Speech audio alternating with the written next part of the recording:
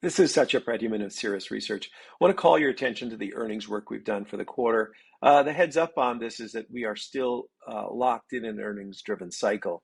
What we mean by this is that we really do not have a central bank to really rescue equity multiples here. As the Fed continues to tighten, it does make it tougher for firms' multiples to expand.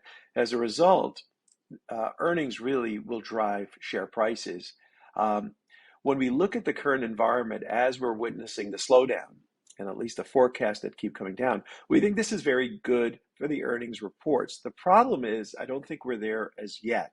So if you look at the thin blue line here, this is a look at the earnings expectations being cut really from about a year ago down to about near 40%. If you repeat it to the right panel, for larger companies, it's also down. The problem is if you're moving into a true recession, these numbers where they currently sit remain too high. As a result, we expect further guidance this coming period.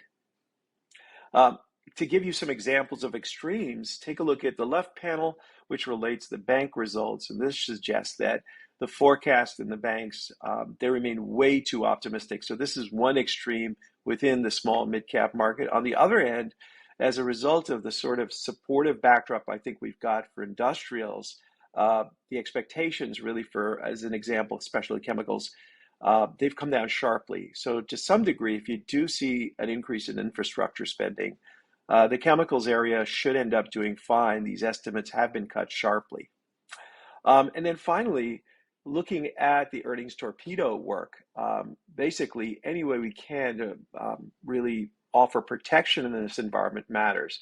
And this framework allows us to really flag those firms with the most aggressive estimates and at the same time with a lot of certainty. In other words, those become classic earnings torpedo candidates. This might be a way for you to, let's say, right size the portfolio as you go through the earnings environment. Thank you. As always, feel free to send us any questions. And as always, we also love the feedback. Thank you.